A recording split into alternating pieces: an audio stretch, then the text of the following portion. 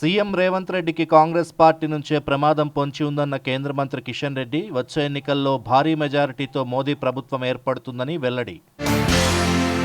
గాంధీ ఆసుపత్రిలో అందుబాటులోకి వచ్చిన డయాగ్నోస్టిక్ సేవలు, ఆసుపత్రికి ఎంఆర్ఐ స్కానింగ్ కోసం వస్తున్న పేద రోగుల సంఖ్య పెరుగుతుందన్న వైద్యులు. కేంద్ర ఎన్నికల సంఘం ప్రధానాధికారి రాజీవ్ కుమార్కు జెడ్ కేటగిరీ భద్రత, నిరంతరం 6 గన్మెన్లతో భారీ భద్రత కల్పిస్తున్న ప్రభుత్వం. గాంధీ భవన్లో ఘనంగా ఉగాది వేడుకలు, పెద్ద ఎత్తున పాల్గొన్న కాంగ్రెస్ నాయకులు, కార్యకర్తలు.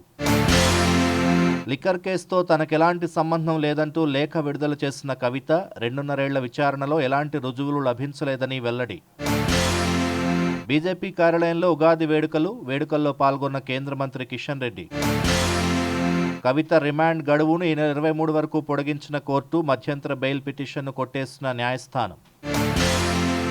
అమెరికాలో హైదరాబాద్ విద్యార్థి మృతి, 2 వారాలుగా కనిపించకుండా పోయిన అబ్దుల్ అర్ఫాత్.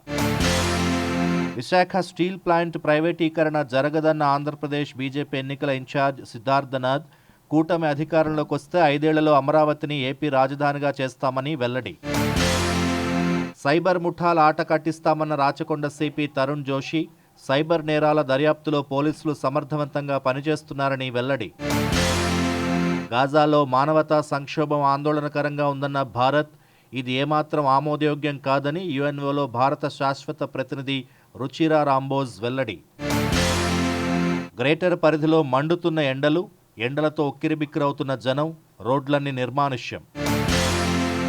అంత్యోదయ అన్న యోజన రేషన్ కార్డుదారులకు చక్కెర పంపిణీ. జిల్లాల వారీగా కార్డుదారులందరికీ చక్కెర పంపిణీ చేయాలని ఆదేశించిన పౌర సరఫరాల శాఖ. ఐపీఎల్ 2024లో భాగంగా ఇవాళ పీబీకేఎస్, ఎస్ఆర్హెచ్ జట్ల మధ్య జరగనున్న క్రికెట్ మ్యాచ్ రాత్రి 7:30 చండీగఢ్ వేదికగా ప్రారంభం కానున్న మ్యాచ్. భద్రాచలంలో ప్రారంభమైన శ్రీరామనవమి కళ్యాణ బ్రహ్మోత్సవాలు. 17న శ్రీరామనవమి, 18న మహాపట్టాభిషేకం.